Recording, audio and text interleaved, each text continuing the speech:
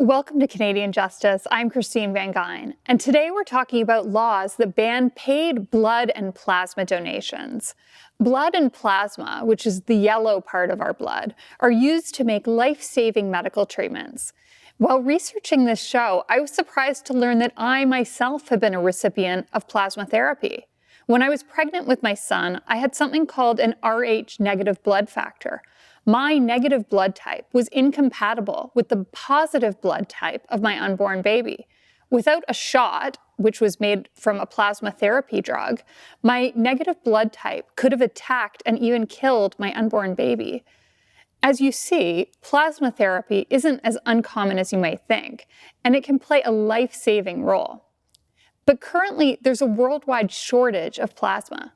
About 70% of the worldwide plasma supply comes from the United States, where donors are paid about $50 a liter for their plasma. Most of Canada's plasma supply comes from paid donors because it's imported from the United States. But several Canadian provinces have made it illegal to pay Canadian donors for blood and plasma. British Columbia, Ontario, and Quebec have all outlawed the practice, and until recently, so had Alberta. But this fall, Alberta passed a bill called 204, the Voluntary Blood Donations Repeal Act. This reversed the ban on paid blood and plasma donations and made it possible to now pay people to donate. What does the change in the law mean for patients, donors, and for our medical system in Canada? Should other provinces follow suit and allow paid blood and plasma donations? Or is Alberta heading in the wrong direction? Today, we'll be joined by Kate Vandermeer, a patient who relies on plasma treatment. Kate, thank you so much for joining us. Now, can you tell me how important plasma is for patients like you? Hi, thank you. There are a variety of diseases that can be treated with different types of plasma therapies. A lot of those disorders include autoimmune disorders, immunodeficiencies, and rare blood disorders. So patients really rely on this for a variety of reasons, depending on which disease. It can help regulate their immune system. It can help support their immune system. It can help with blood clotting. So it really makes a huge difference in their lives. It can be life or death, or it can mean just quality of life. Now, can you tell me a bit about how often patients need plasma treatment and how much plasma they need when they get this treatment? Well, there are both short-term and long-term uses for plasma. For instance, burns and shock and trauma patients, that's more immediate one-time dose, whereas you see people with chronic disorders such as myself. I started on IVIG every 3 weeks. And you're having an infusion that takes 4 to 5 hours.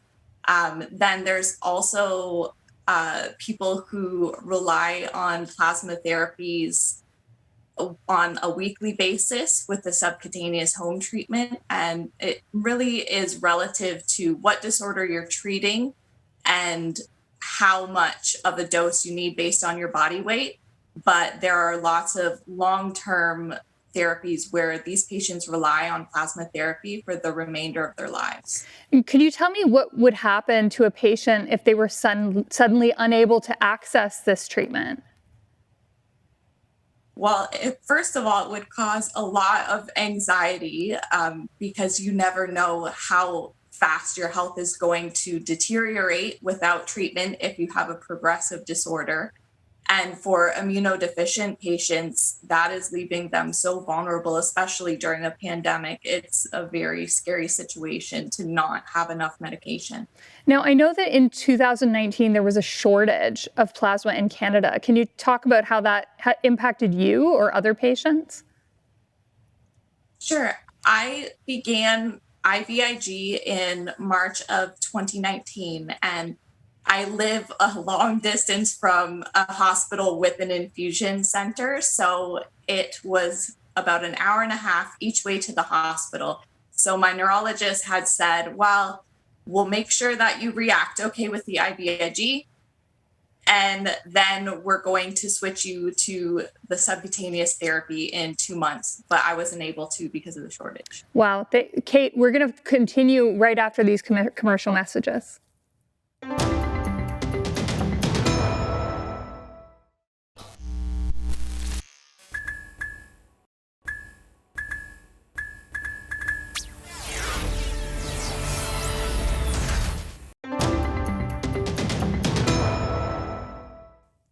Welcome back to Canadian Justice. I'm here with Kate Vandermeer, and we're talking about paid plasma and plasma donations and what it means for patients. Now, Kate, there's a debate in Canada about paid plasma, about whether people should be allowed to be paid to donate their plasma. As a patient, what's your view on this?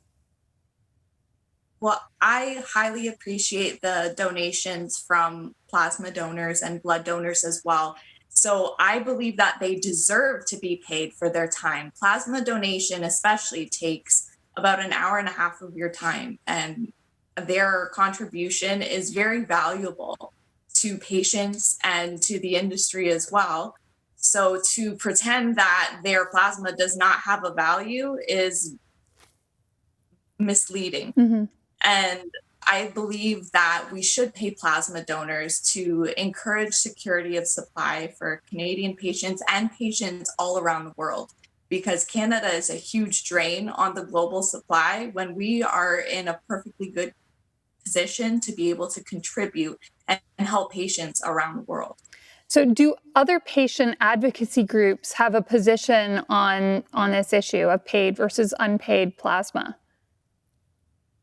Yes, the Network of Rare Blood Disorders organization, they represented 9 patient groups in 2016. They sent a letter. They were explaining that they support paid plasma and were trying to fight against passing the Voluntary Blood Donations Act at the federal level, because we realize how hypocritical it is when patients know that paid plasma products are safe, because we already rely on them heavily. Canada only collects about 13% of what we need. And so we import a lot of plasma products that come from paid donors. It's interesting you mentioned safety, because obviously this is something that you put in your body, that patients put into their body. So what are your views on is paid plasma as safe as unpaid plasma? It is just as safe. Even Dr. Graham Sher, the CEO of Canadian Blood Services, he acknowledges as well that paid plasma is just as safe as unpaid plasma for the manufacture of plasma therapies like immunoglobulin. And what about the self-sufficiency argument that I heard you argue? You know, I've heard it go both ways. You know, critics of paid plasma say paying for plasma could actually compromise the supply of plasma, because people are less likely to donate if they know that they can be paid. How do you view, as a patient, that debate? I believe that the statistics already speak for themselves. We know that paying plasma donors works, because the countries who do pay donors, they together represent about 90% of the global supply. We know that paying donors works, and patients do not have the advantage of time to wait for our alternative options that could potentially fail when we already know what is working. And we have a lot of buying power on the global market. And in fact, during the 2019 shortage, I noticed there were American patients that I knew who were suffering from the shortage, even worse than Canadians, just because of the way that the contracts work for acquiring the plasma therapies. Now, you rely on people making these donations, paid or unpaid. So how do you view the people that make these donations and what they're doing? Do you think that it's as honorable to make a plasma donation if you're being compensated for it, or does that not factor into your thinking at all? I think both unpaid and paid donors are amazing. They truly are heroes. And whether they have the time to give out of purely the goodness of their heart, or whether they are taking their time to make a little bit of money for themselves and doing a good thing at the same time, either way, they are giving a huge benefit to patients. And I can't thank them enough. They're wonderful. Well, Kate, thank you so much for coming on today and sharing your really important perspective. I hope it gives our viewers a bit of understanding of how important this medical product is, no matter how we receive it. So thanks so much for joining us today and for your amazing contribution to this whole conversation. Thank you.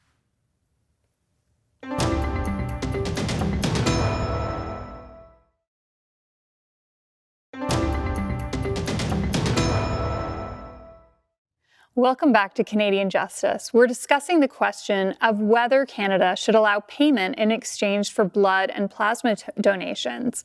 Joined by me now is Dr. Peter Jaworski, an ethics professor at Georgetown's Business School and a Canadian researcher about paid plasma. Dr. Jaworski, some provinces have paid plasma, but Alberta recently repealed the ban. Do you think that the other provinces should follow suit? Yeah, I definitely think the other provinces should follow Alberta's lead on this. I think it would be a good idea for especially Ontario to do it as quickly as possible, but it would be good if British Columbia and Quebec did it as well. Now, has paid plasma always been banned in these provinces and provinces across Canada? What's the history here? No, so for the longest time, Canada didn't have a law with respect to payment for plasma donation. We didn't see a ban in any province until Quebec did it in, I think it was 1994.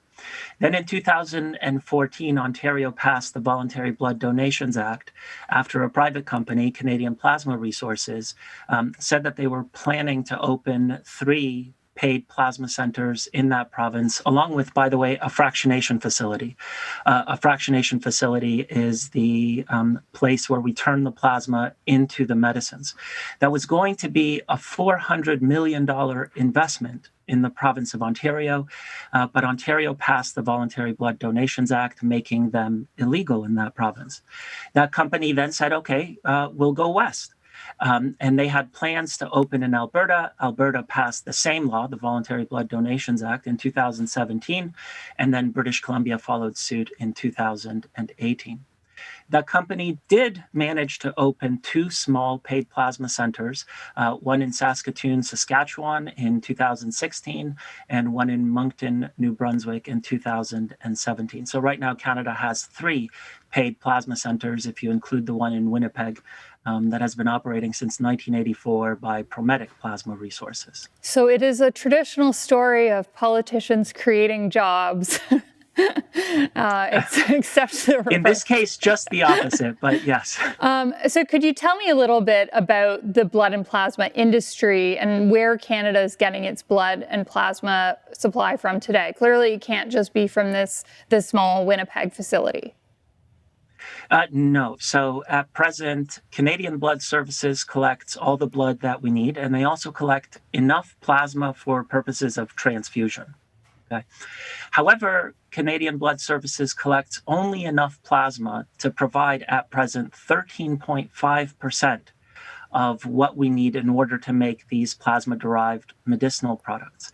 The rest of that plasma we purchase from the United States. Now, I should say we purchase the final products, and all of those products are made with American-paid plasma. So what percentage of Canada's plasma then is being imported? 86.5%. Wow. And that's all paid plasma in the United States, right? Yes, it's all paid plasma in the United States. I should say the United States is responsible for 70 to 75% of the entire world's plasma supply for the manufacture of these plasma-derived medicinal products. But if you include the other 4 countries where a form of payment for plasma donation is permitted, that's Germany, Austria, the Czech Republic, and Hungary, you get up to about 90% of the entire world's plasma used to make plasma-derived medicinal products. The unpaid plasma, the donated plasma, makes up 10%. So if we were relying completely on unpaid plasma, we would not have plasma medications for patients like Kate. No, if we had to rely exclusively on unpaid plasma, it would be a disaster for patients, yes, like Kate and the thousands of others in Canada that rely on it. The same is true for the tens of thousands, maybe hundreds of thousands of patients around the world that would suffer if we didn't have at least some jurisdictions permitting payment for plasma donations. So with the change in the legislation in Alberta, we do expect a new clinic for paid plasma to open there, right? So right now, that company, Canadian Plasma Resources, is building 2 paid plasma centers, one in Calgary, one in Edmonton. These are going to be very large plasma collection centers. They have a capacity to collect about 100,000 liters of plasma per year each. So for a total of 200,000 liters just from Alberta. To give you a sense of how much that is how much Canadian Blood Services has collected across all of Canada, excluding Quebec. 200,000 liters for the manufacture of these plasma-derived medicinal products.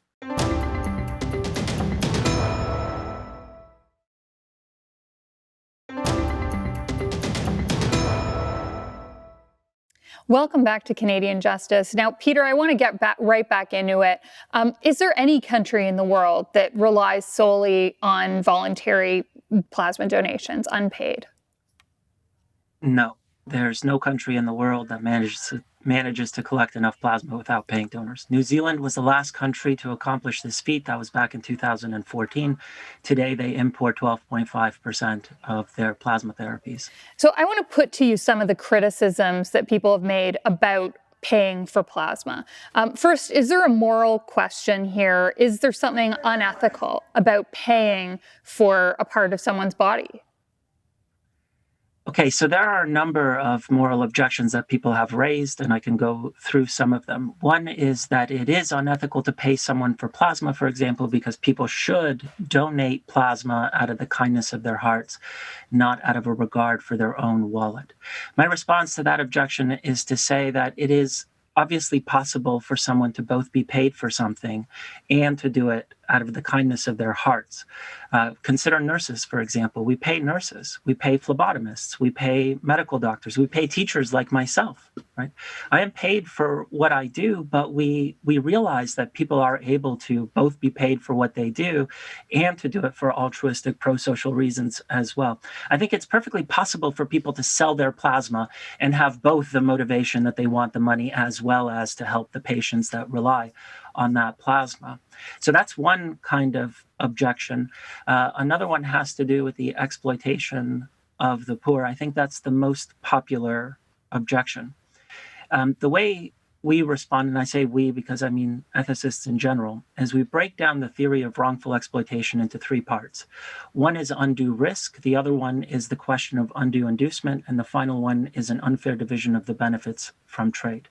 In terms of the undue risk, there is not an undue risk from the donation of plasma. We encourage people to do it for free. I'm encouraging your viewers to donate plasma at Canadian Blood Services or to sell it at Canadian Plasma Resources or Prometic Plasma Resources. In terms of undue inducement, we're not talking about thousands of dollars that you receive for donating plasma. So people aren't going to just ignore their own health in selling the plasma, which I have said already, it's safe to donate. In terms of the division of the benefits from trade, people have to realize that the donor receives between 20 to 30% of the total revenue per liter of plasma. They receive about $45 in Canada on average for a donation for a sale of plasma, and the company sells it for about $225 per liter, right? So we're talking about 20 to 30% of the revenue. It's the largest share. It's fair in my mind. So I don't see an exploitation argument against it. Now, in about 20 seconds, can you comment on the argument that it compromises the supply of voluntarily donated plasma? Yeah, I think that one's important too. Look, we haven't seen that not anywhere. There are anecdotal reports that in one jurisdiction or another there were lower blood donations, but I've looked at the Czech Republic and blood donations increased after they legalized paid plasma in 2008. I've looked at Saskatoon, I've looked at Moncton, I've looked at Winnipeg, and blood donations also increased in those jurisdictions after the private companies opened. So I haven't seen it. Well, thank you so much for joining us today, Peter. This has been a fascinating conversation. And no matter how we get it, I hope that we get more plasma supply to help patients across the world. Thank you for having me, and I agree. We've heard today about the importance of a life-saving medical therapy made from blood and plasma. This is a therapy that depends on donors, either paid donors or unpaid. We've also heard about how several provinces across Canada have made it illegal to pay for these donations. There's a worldwide shortage of plasma, and when there isn't enough plasma, patients who rely on these drugs suffer. While the ban on paid blood and plasma has existed in Quebec for a long time, the prohibition in the rest of Canada is relatively new. And now some provinces are reversing course, allowing once again for donors to be paid.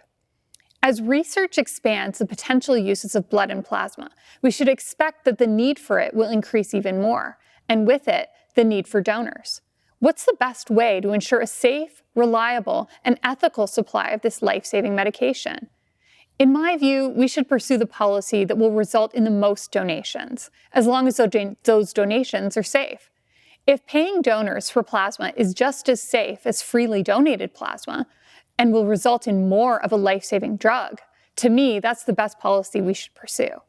But what do you think? Should provinces change their laws to allow paid donations? Or should we continue to rely on imported paid donations and a small supply of voluntary Canadian donations? You be the judge. I'm Christine Van Geyn, and remember, a freer Canada starts with you.